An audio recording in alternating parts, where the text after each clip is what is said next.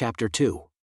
Skeptical Doctors and the Afterlife. I've never seen anything, no light, no shadows, no nothing, Vicky explained to Kenneth Ring, a professor at the University of Connecticut who was conducting a study on near-death experiences of blind people.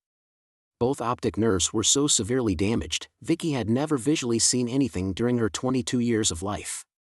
As Vicky explains, a lot of people ask me if I see black. No, I don't see black. I don't see anything at all. And in my dreams I don't see any visual impressions. It's just taste, touch, sound, and smell. But no visual impressions of anything. One, that is, until one fateful night at age 22. Vicky occasionally sang at a Seattle nightclub. Unable to catch a taxi after closing time, her only resort was to hitch a ride with two inebriated patrons in a van. Not surprisingly, they crashed. Vicky was hurled from the van and suffered a basal skull fracture and a broken back and neck. The next thing Vicky knew, she found herself above the scene of the accident, looking down at what she realized must be a crumpled-up van.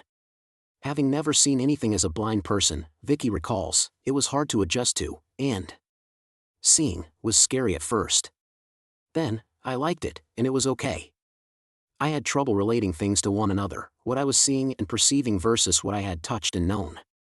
Vicky doesn't remember the ambulance ride to Harborview Medical Center, but the next thing she recalls is she left her body again and floated up near the ceiling where she watched a male doctor and a woman working on a woman's body. I was quite tall and thin at that point, Vicky recalls. And I recognized at first that it was a body, but I didn't even know that it was mine initially. Then I perceived that I was up on the ceiling, and I thought, well, that's kind of weird. What am I doing up here? I thought, well, this must be me. Am I dead? She could overhear the doctor's conversation. It had to do with their fear that, because of possible damage to her eardrum, Vicky could become deaf as well as blind. Vicky tried desperately to communicate to them that she was fine. In fact, she felt better than she ever had, but naturally she drew no response. Then I finally recognized my wedding ring in my hair. Vicky's hair was down to her waist and her wedding ring had orange blossoms on it, so she identified both. And I thought, is this my body down there? And am I dead or what? They kept saying, we can't bring her back, we can't bring her back. And they were trying to frantically work on this thing that I discovered was my body, and I felt very detached from it and sort of so what? And I was thinking, what are these people getting so upset about? Then I thought, I'm out of here, I can't get these people to listen to me. As soon as I thought that, I went up through the ceiling as if it were nothing. And it was wonderful to be out there and be free, not worry about bumping into anything, and I knew where I was going. And I heard the sound of wind chimes that was the most incredible sound that I can describe. Vicky found herself going up through the ceilings of the hospital until she was above the roof of the building itself, during which time she had a brief panoramic view of her surroundings. She saw the roof, the street, and other buildings around the hospital. She felt very exhilarated during this ascension and enjoyed tremendously all she was experiencing. Vicky noticed that she was fully herself and had a distinct form and a non-physical body she said was made of light. Then she found herself going up through a dark enclosure, like a tube. She was being pulled up into this tube or tunnel head first.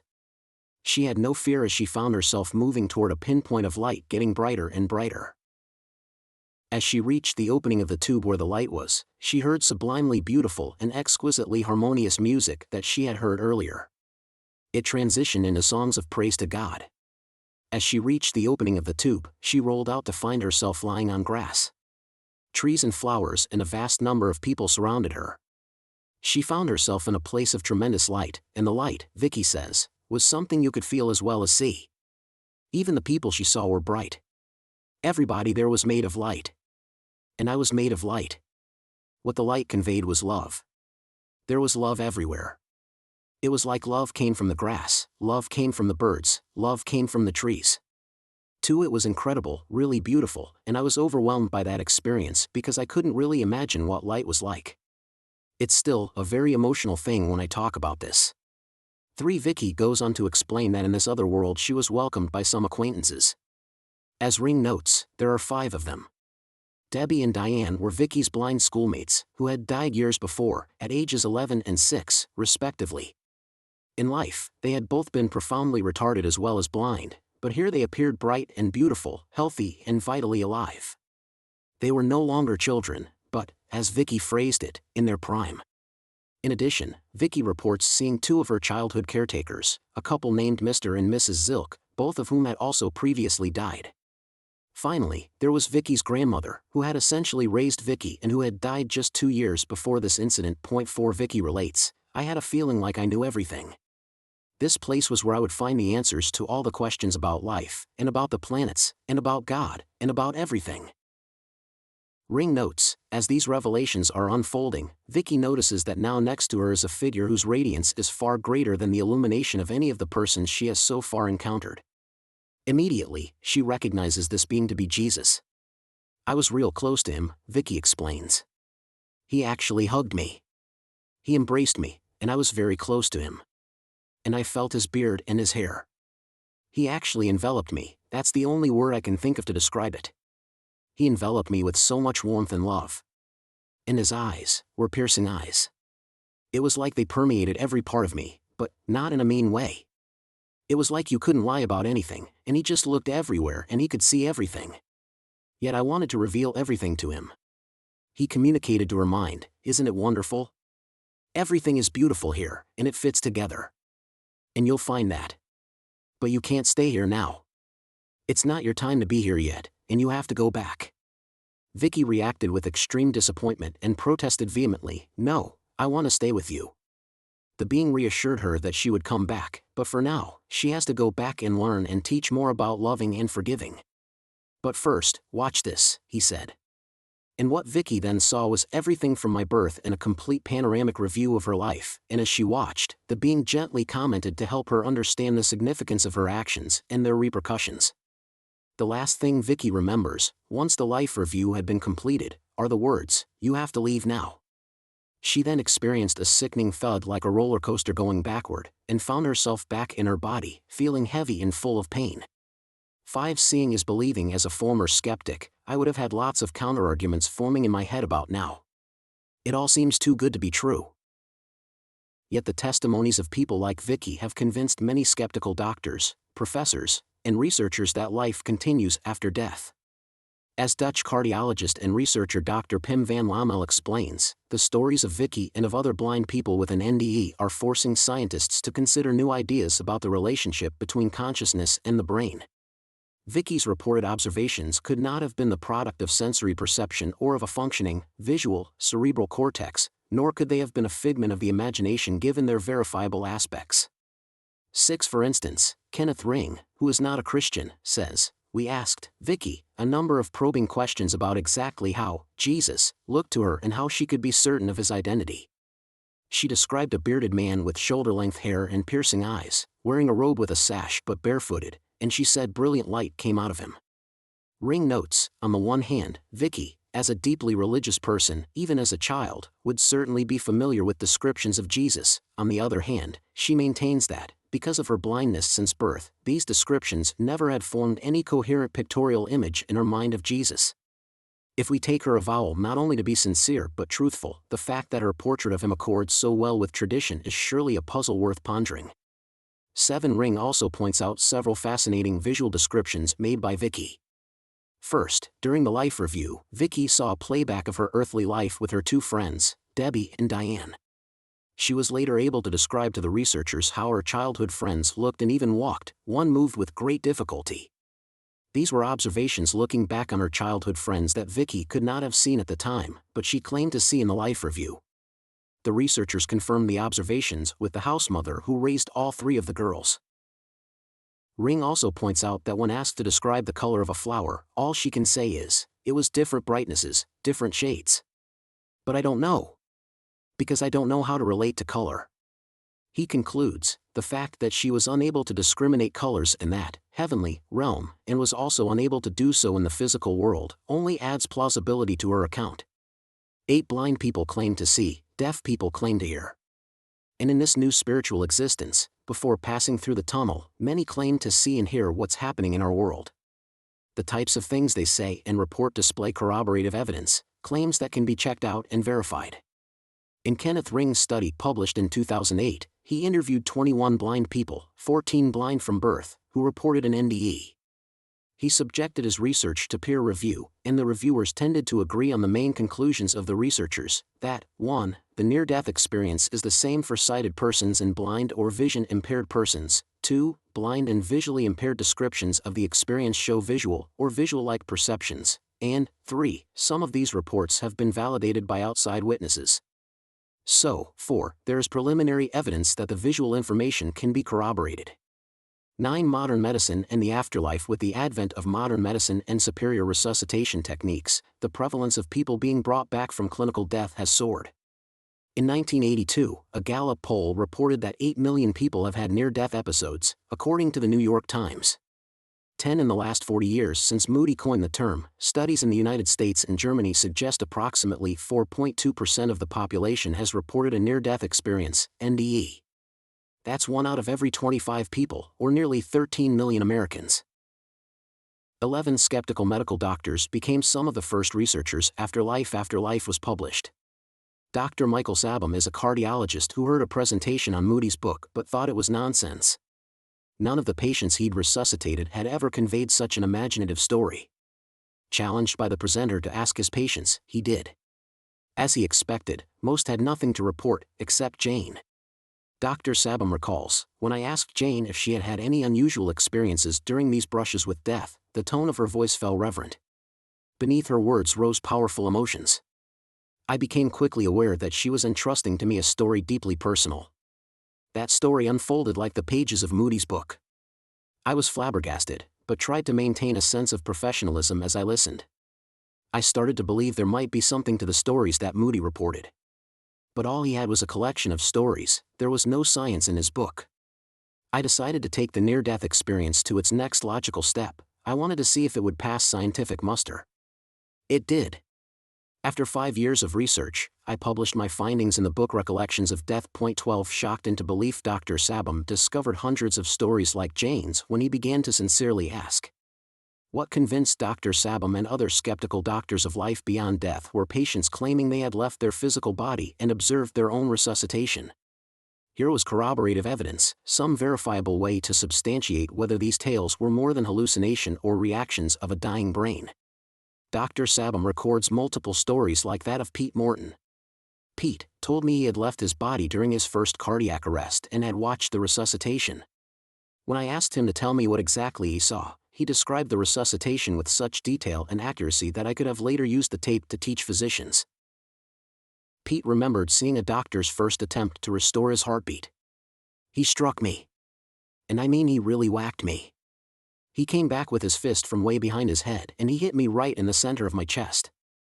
Pete remembered them inserting a needle into his chest in a procedure that he said looked like one of those Aztec Indian rituals where they take the virgin's heart out.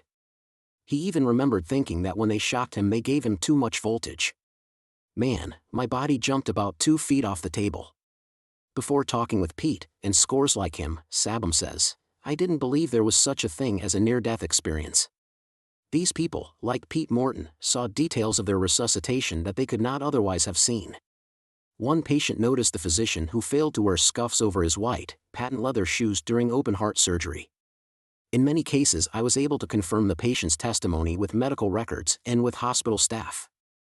13 Suspecting familiarity with procedures as an explanation, Sabom went on to conduct a study comparing resuscitation descriptions of people claiming to have NDEs with a control group of seasoned heart patients. This type of study has now been duplicated multiple times with similar conclusions. In a 5-year prospective study of NDEs in the United Kingdom, Dr. Penny Sartori tested the good guesses hypothesis. She asked seasoned cardiac patients who did not claim to see their bodies to guess what happened during their resuscitation. Sartori reports, 28 of these patients were unable to even guess as to what procedures had been performed. 3 reported scenarios based on things they had seen in popular hospital dramas on TV and 2 guessed about the scenario. All had errors and misconceptions of the equipment used and incorrect procedures were described. Many guessed that the defibrillator had been used when, in fact, it had not. This contrasted significantly with the surprisingly accurate accounts made by patients who claimed to be out of their bodies and observing the emergency situation. 14 Scientific research of thousands. Dr. Jeffrey Long, a radiation oncologist, read about Dr. Sabom's near-death research published in the prestigious Journal of the American Medical Association, JAMA. He had never heard of such a thing, but as one who has to face death with cancer patients every day, he read Moody's book. I was impressed by the work of Moody and many other early NDE researchers, but still very surprised at the lack of even more extensive research. After all, isn't humankind's most sought-after answer the one to the question, do we survive bodily death? I began to wonder if I myself should become involved in researching these fascinating, seemingly otherworld journeys. Then something happened that helped me decide. 15 He and his wife went out for dinner with another couple. During dinner, their friend Sheila mentioned having severe allergies, so severe that she once had an allergic reaction during surgery and coded, her heart stopped beating. Dr. Long decided to probe, did anything happen to you when you coded on that table? I asked. Her immediate and emphatic response was why, yes. And right there, in this dimly lit restaurant, I heard my first in-person near-death experience.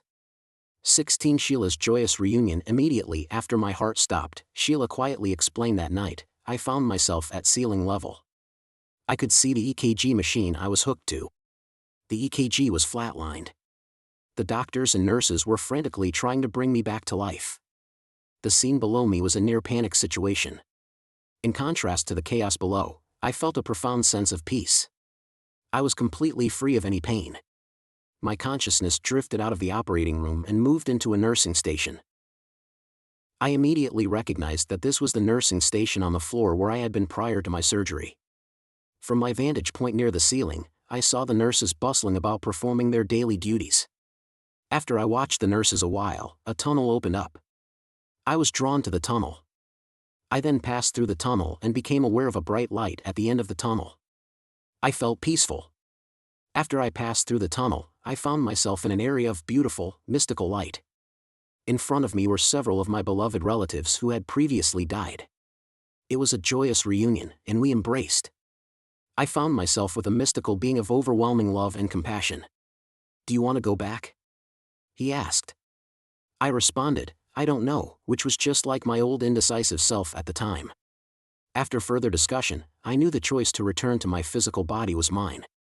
It was a most difficult decision. I was in a realm of overwhelming love. In this realm I knew I was truly home. Finally, I returned to my body. I awoke in the ICU over a day later. I had tubes and wires all over me. I could not talk about my profound experience. Later I returned to the floor of the hospital where I had been before surgery. Here was the nursing station I visited during my NDE. I finally worked up the courage to share what I saw during my NDE with one of the nurses. The nurse responded with a look of shock and fright. This was a Catholic hospital. Not surprisingly, a nun was sent to talk with me. I patiently explained all that I had experienced. The nun listened carefully and then declared my experience to be the work of the devil. You can understand my enormous reluctance to share my NDE with anyone after this.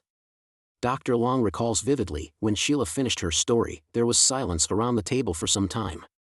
I don't remember eating any more of my meal, although I may have. I remember thinking these experiences could change my views about life, death, God, and the world we live in. 17 Since then, Dr. Long has collected and scientifically studied thousands of accounts from around the world, some of which we will explore in this book. By studying thousands of detailed accounts of NDErs, I found the evidence that led to this astounding conclusion: NDEs provide such powerful scientific evidence that it is reasonable to accept the existence of an afterlife. 18 If the shoe fits, numerous repeated cases in which someone is apparently unconscious in a hospital bed and reported seeing things they could not have seen from that bed prompted many doctors and professors to take these stories seriously. Kimberly Clark Sharp, a noted NDE researcher in Seattle, Washington, reported a case study in which a woman named Maria was rushed to the hospital with a severe heart attack. After successful resuscitation, Maria told Sharp about her near-death experience, including detailed out-of-body observations of her resuscitation. Then she went one step beyond. She claimed to travel outside the hospital, she said, where she observed a tennis shoe on the third-story window ledge of the hospital. Maria provided detailed information about the shoe. It was a man's shoe, she said, left-footed, and dark blue with a wear mark over the little toe and a shoelace tucked under the heel. Sharp went window to window on the hospital's third floor looking on the ledges. Finally she found the shoe, exactly as Maria had described it. Dr. Long points out, this account stands as remarkably evidential in spite of the efforts of some skeptics to cast doubts. 19. The Lancet, one of the most prestigious medical journals, published another account of a patient having a cardiac arrest and not breathing. Dr. Long recounts a portion of it here. At the time that a tube was being placed in the airway to ventilate the patient, it was noted he had upper dentures. The dentures were removed and placed in a crash cart drawer while the patient was deeply comatose. Over a week later, the patient reported having an out-of-body experience and accurately described the room he was resuscitated in and the people present. Remarkably, he declared that his lost dentures could be found in the crash cart drawer. Note that the patient reported seeing the nurse and those present during his resuscitation, which doesn't occur unless someone is lucid and in an out-of-body state. 20 J. M. Holden, a professor of psychology, studied 93 NDE patients who claimed to make verifiable observations while out of their physical bodies. Of these out-of-body perceptions, 92% were completely accurate, 6% contained some error, and only 1% was completely erroneous. 21. The logical conclusion: many studies have now been done, convincing many former skeptics that these people truly pass from death into some new state of existence. Miller notes the amount of scholarly, peer-reviewed literature now available since Moody wrote Life After Life. Over 900 articles on NDEs were published in scholarly literature prior to 2011, gracing the pages of such varied journals as Psychiatry, The Lancet, Critical Care Quarterly, the Journal for Near-Death Studies, American Journal of Psychiatry, British Journal of Psychology, Resuscitation, and Neurology. 22. The Handbook of Near-Death Experiences chronicles 55 researchers or teams who have published at least 65 studies of over 3,500 NDEs. 23. Many have come to the conclusion there is life after death. Alternative explanations have been proposed over the years, but none make as much logical sense of the evidence as the simple conclusion, there is life after death. Appendix B gives an overview of alternate explanations and why researchers find them lacking. But what will that life be like? Every experience is unique, and each should be filtered with a measure of skepticism. However, when thousands of people of all ages across the globe report the same core elements over and over, we need to consider what this means.